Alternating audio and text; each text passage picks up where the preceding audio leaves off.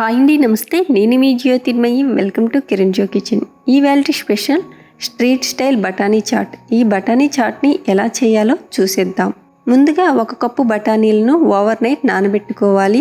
ఒక medium size బంగాళదుంపను ఇలా peel off చేసి కట్ చేసుకుని ముక్కలుగా వేసుకోవాలి.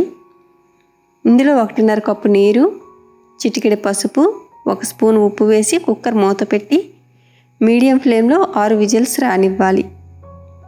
కుక్కర్లో ప్రెషర్ పోయాక మూత తీసి ఈ విధంగా ఒకసారి చెక్ చేసుకోవాలి. ఈ బఠానీలు చేత్తో ఇలా మెదిపితే మెత్తగా అయిపోవాలి. ఇలా కుక్ అవ్వలేదంటే మరో విజిల్ పెట్టుకుంటే సరిపోతుంది. ఈ బఠానీ బంగాళదుంపల్ని ఈ విధంగా మెదుపుకోవాలి. ఇందులో సగం బఠానీలను ప్రక్కన తీసి ఉంచాలి. మిగిలిన బఠానీలను ఈ విధంగా మెదుపుకోవాలి.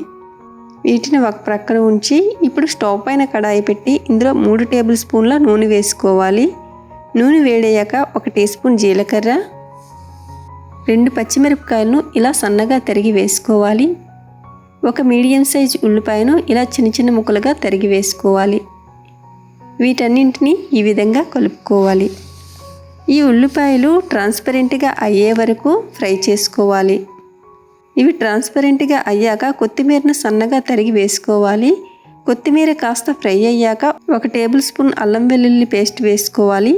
ఈ అల్లం వెల్లుల్లి పేస్ట్ పచ్చివాసన పోయేంత వరకు కలుపుకోవాలి. ఇందులో 1 మీడియం సైజ్ టొమాటోను చిన్న చిన్న ముక్కలుగా తరిగి వేసుకోవాలి.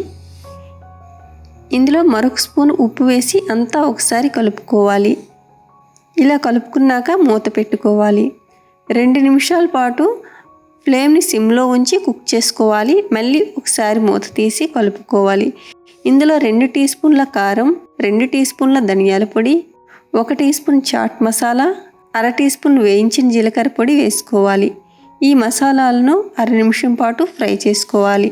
ఈ మసాలాలు బాగా ఫ్రై అయిన తర్వాత మనం ముందుగా ప్రక్కన తీసి ఉంచిన బఠానీలను ఇందులో వేసుకుని కలుపుకోవాలి. ఇలా బాగా కలుపుకున్న తర్వాత ఇందులో మెత్తగా మెదుపుకున్న బఠానీ పేస్ట్ కూడా వేసి కలుపుకోవాలి. బఠానీలు కుక్ చేసుకున్న కుక్కర్లో 1.5 కప్పు నీరు వేసి ఆ నీటిని ఇందులో వేసుకోవాలి. ఇందులో నీరు వేసిన తర్వాత ఒక 10 నిమిషాల పాటు సిమ్లో పెట్టి కుక్ చేసుకోవాలి. ఇది మధ్య మధ్యలో కలుపుతూ ఉండాలి.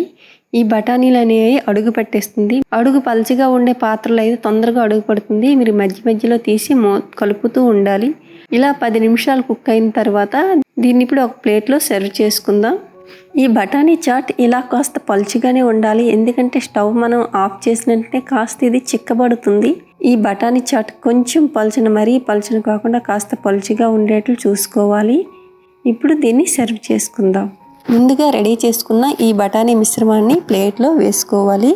ఇలా ప్లేట్లో వేసుకున్నాక దీనిపై సన్నగా తరిగిన ఉల్లిపాయ ముక్కలను వేసుకోవాలి. కొద్దిగా టమాటా ముక్కలను కూడా వేసుకోవాలి.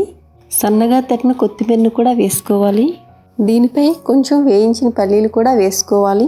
ఇలా సన్నని కారపూస వేసుకొని కొంచెం చాట్ మసాలా వేసుకుని చివరగా నిమ్మకాయ పిండుకొని తింటే చాలా అంటే చాలా బాగుంటుందండి. చాలా ఈజీగా ఉంటుంది. నా వీడియోస్ మీకు నచ్చినట్లయితే లైక్ చేయండి, షేర్ చేయండి. మరిన్ని మంచి వీడియోస్ కోసం మన ఛానల్ని సబ్స్క్రైబ్ చేయండి. Thank you for watching.